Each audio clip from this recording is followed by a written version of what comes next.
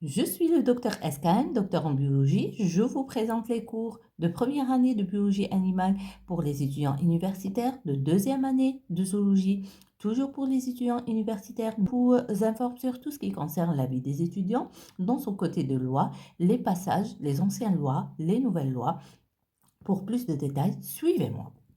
Bonjour, dans la continuité de la série et des cours concernant la zoologie, aujourd'hui on voit le troisième cours qui va concerner la comparaison entre la classification traditionnelle et la classification génétique utilisée en zoologie. La classification traditionnelle, c'est une classification qui a été initiée par un chercheur très connu qui est le pion de la classification en zoologie, qui est Carl von Linné en 1735. Ce chercheur a pris tous les êtres vivants et il les a classés dans un livre qu'on appelle Systema Natura. Ainsi, il a divisé les êtres vivants en trois grands règnes.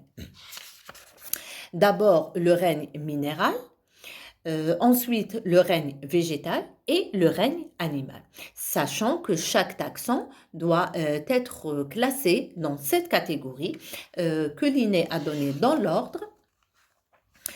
D'abord le règne, ensuite l'embranchement, ensuite la classe, l'ordre, la famille et le genre. Bien sûr que le genre doit être inscrit avec la première lettre en majuscule et souligné, et l'espèce doit avoir la première lettre en minuscule et soulignée, tout ça en langue latine. Après Linné, plusieurs chercheurs ont continué son travail et ils ont ainsi pu répartir le règne des êtres vivants, le monde des êtres vivants en 6 grands règnes et c'est la classification traditionnelle avec laquelle on continue à travailler jusqu'à l'heure. Donc, le premier règne, c'est le règne des bactéries, le règne des archées, le règne des protistes, le règne des champignons et le règne des végétaux, pour terminer avec le règne des animaux, le règne qui nous intéresse dans la classification en zoologie, c'est-à-dire la classification du règne animal. Passons maintenant au deuxième type de classification qui est la classification phylogénique ou phylogénétique. Cette classification a remplacé la classification traditionnelle malgré qu'il y a encore des chercheurs qui travaillent avec la classification traditionnelle.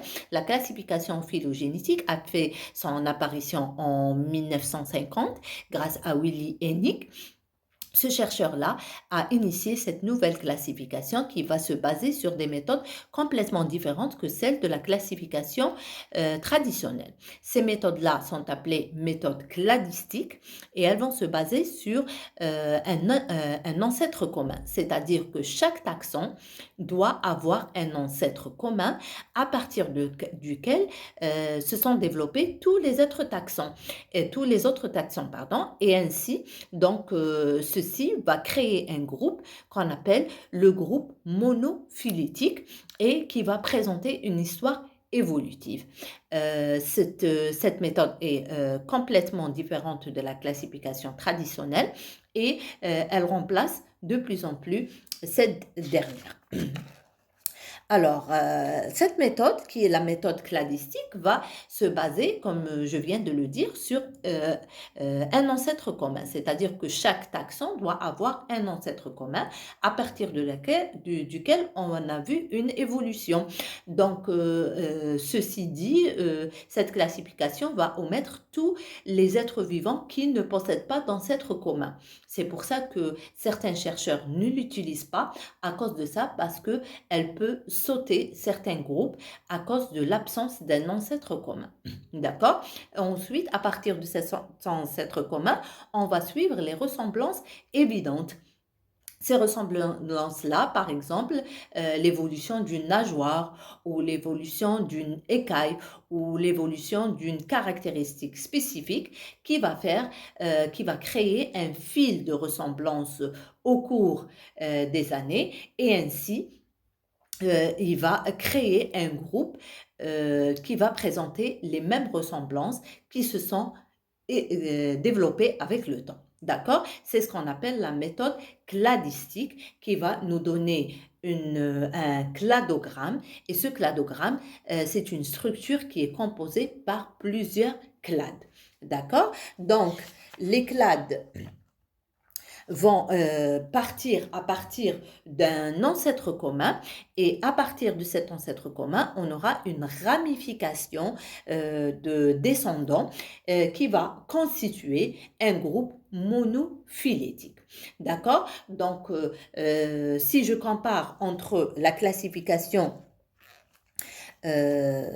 traditionnelle et la classification phylogénétique. Donc, la classification traditionnelle va présenter chaque taxon à part, alors que la classification phylogénétique, elle va grouper un groupe de taxons qui va présenter la même caractéristique qui a vu un développement au cours du temps. Donc, ainsi, le dernier chercheur qui a travaillé ou qui a présenté une classification phylogénétique, c'est deux chercheurs, Lecointre et Guyader, qui ont présenté l'ensemble des êtres vivants en trois clades seulement, le clade des archées, le clade des bactéries et le clade des eucaryotes. Alors je vous conseille vivement d'aller vers le document PDF pour voir à quoi ça ressemble un cladogramme et à quoi ressemble le cladogramme des êtres vivants sur lequel vous allez trouver tous les détails. Donc n'hésitez pas à envoyer un mail sur ce mail-là, donc saberusto@gmail.com. Comme ça, vous aurez le document et vous pourrez le consulter pour voir la différence entre une classification classique et une classification phylogénétique. Donc, en conclusion, les deux classifications se complètent mais ne se ressemblent pas. Il y en a certains chercheurs qui restent sur la classification traditionnelle, il y en a d'autres qui complètent leurs informations grâce à la classification phylogénétique. Mais comme vous pouvez voir, ce sont deux classifications qui se basent sur des méthodes complètement différentes. J'espère que vous avez compris. Je vous donne rendez-vous à la prochaine vidéo et je reste à votre disposition par mail ou sur les commentaires. Je vous dis à très bientôt.